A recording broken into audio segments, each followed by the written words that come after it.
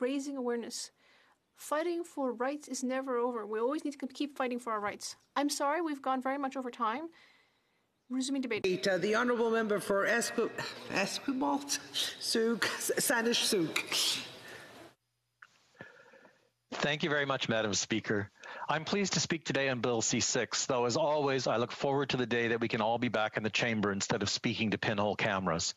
Though I'm mindful that any inconveniences or challenges we face at MPs pale in significance to the impact of COVID on ordinary Canadians, those who have lost loved ones, lost livelihoods, or those who are still working on the front lines in this pandemic. And these impacts have been even more strong on the most marginalized among us, and especially the community I come from. I speak today as the NDP spokesperson on sexual orientation and gender identity and expression, or SOGI for short. But I also speak as an out gay man, someone who's been out in public life for nearly 3 decades. I wish today that we had a more representative parliament when it comes to topics affecting my community, like conversion therapy. Unfortunately, many of those voices we should be hearing from are absent. In this House, we have only 4 out gay MPs, no out lesbians, and no transgender or non-binary MPs. We're short about 30 MPs from my community. Some jurisdictions have done better. In fact, New Zealand just elected what has been described as the gayest parliament in the world, 10%. While it is great to celebrate this as a milestone, I might suggest a more accurate headline that goes something like this. New Zealand finally elects a parliament that nears fair representation of the SOGI community. Then the story would have to go on to say that the total doesn't include any trans or non-binary MPs, despite New Zealand having elected the first trans MP in the world, Georgina Beyer, who served from 1999 to 2007. I also want to give a quick shout out today to British Columbia, which has just re-elected 6 SOGI MLAs. It looks like the number will still be 6 when the dust settles, but that's about 7% of the legislature again, and tying the UK, which is compared to only a mere 1% of this House. That's a hint to both SOGI individuals and parties when it comes to nominations for the next election. And as someone who has always been recruiting as the gay stereotype goes, I know this remains a challenge. So why the long preamble on representation? Well, I firmly believe that the most diverse parliaments make the best legislation. It's not only that diverse parliaments are likely to have more MPs with lived experience on the topics at hand, though that's true, but perhaps more importantly, they will have the networks in the communities they represent and in Canada as a whole to bring those diverse experiences and voices to bear on the matters at hand. Besides, it's also important to remember, as one wag once said, if you're not at the table, you are much more likely to be on the menu. Clearly, this Parliament, we have more work to do to make sure that diverse voices are heard on the topic of conversion therapy. When it comes to Bill C-6, which seeks to end the practice of conversion therapy in Canada, I want to start by saying 3 things, at least 2 of which should be obvious to all, but clearly are not.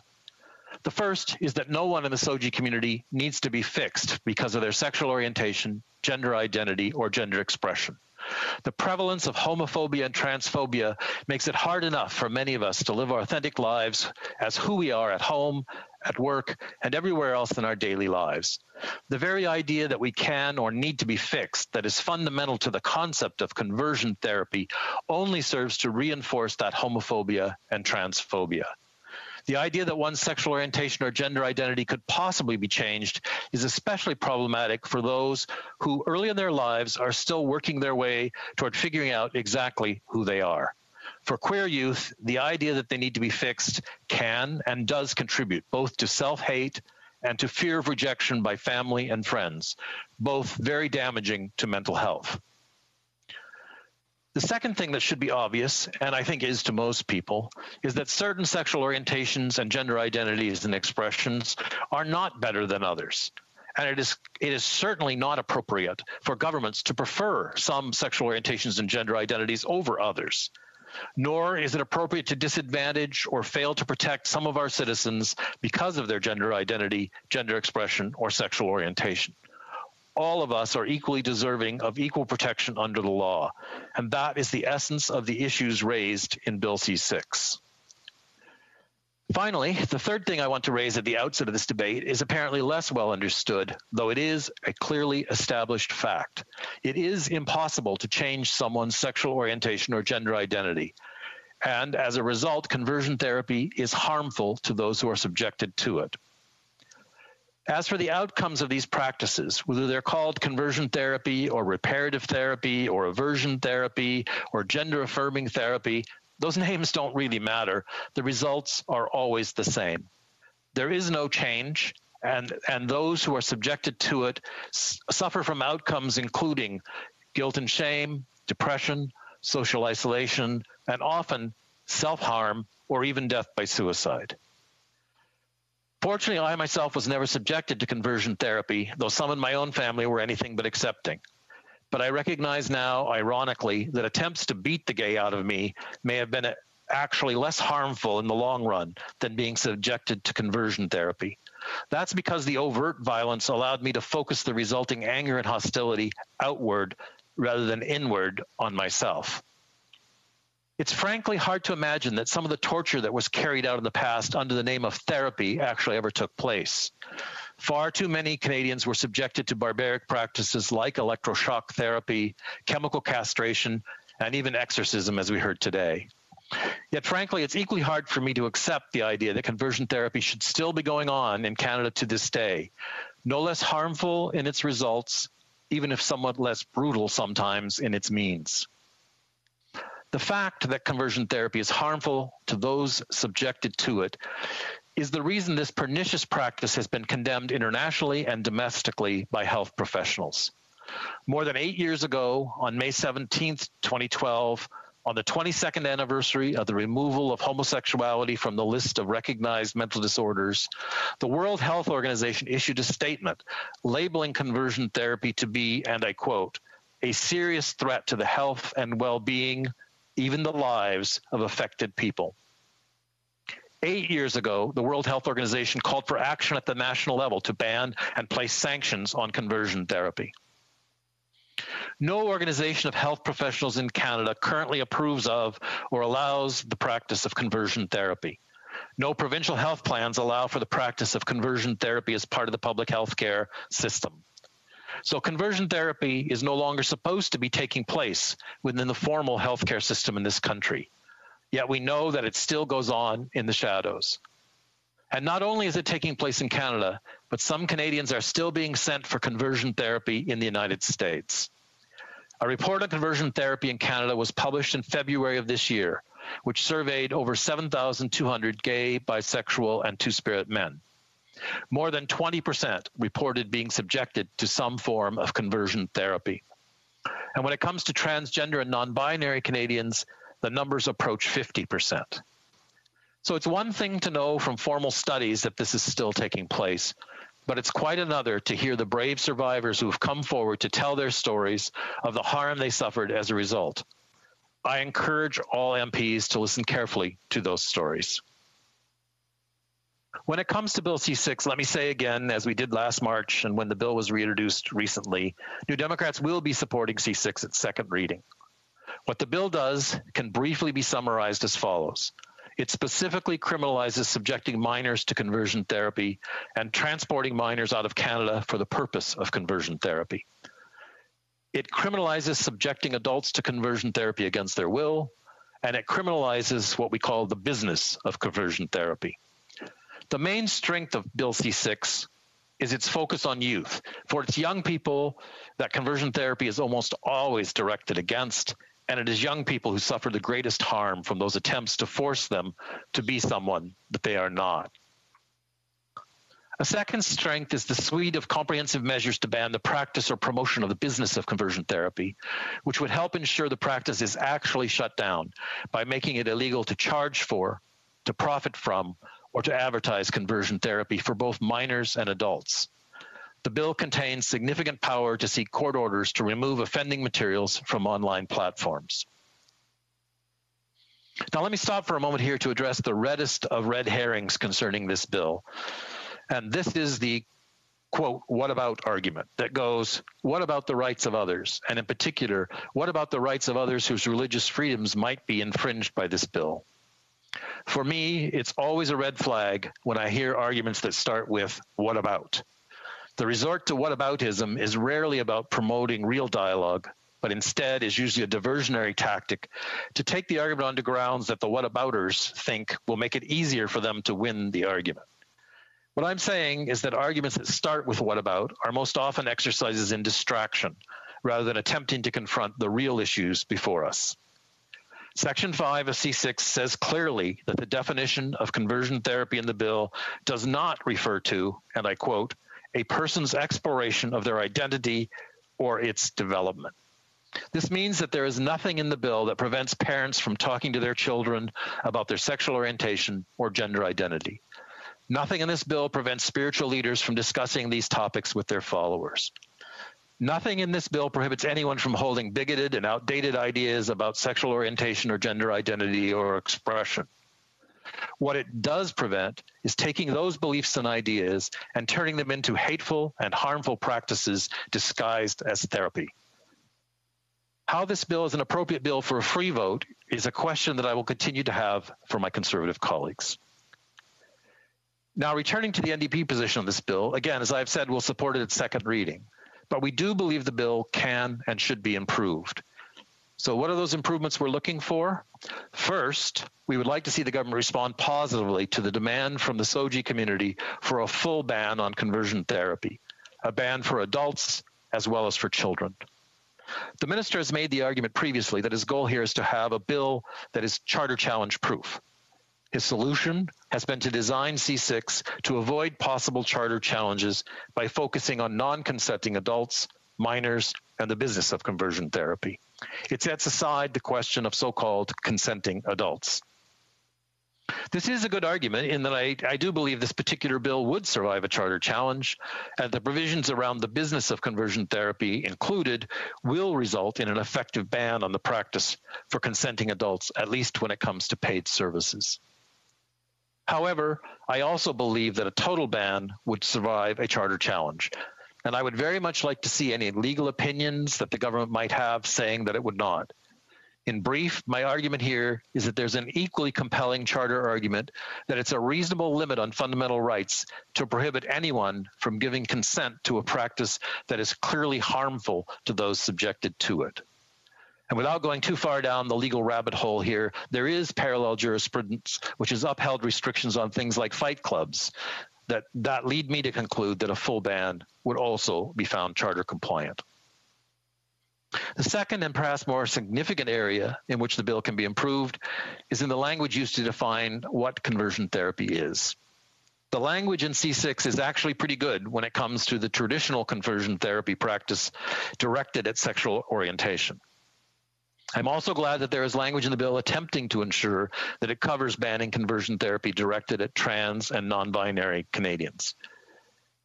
This kind of practice is often styled as gender-affirming therapy or transition treatment or other such positive-sounding names. But I would have to say that this is where the language in the bill is not so good. And in committee, we will need to have a close look at this section of the bill to make sure it is as comprehensive and up-to-date with current practice as possible when it comes to so-called therapies aimed at transgender and non-binary Canadians. Now let me address a bit of revisionist history that has crept into the discussion of this bill. I want to take a moment to remind the House how we got here to second reading on a bill to ban conversion therapy. Of course, elected officials have played a role, but not everybody who's on side now was always there.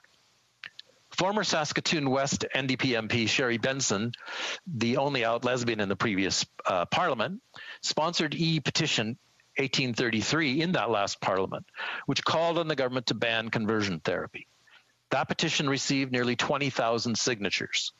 And when the petition was presented to the government in March of 2019, the Liberal government said they would take no action as they argued conversion therapy was a provincial responsibility. In his 2019 Pride message, the NDP leader, the member for Burnaby South, called for a ban as part of the NDP platform. The Liberals still refused to budge. Then on September 29th, in the midst of the election campaign just over a year ago, the Prime Minister suddenly changed course and promised a federal ban on conversion therapy.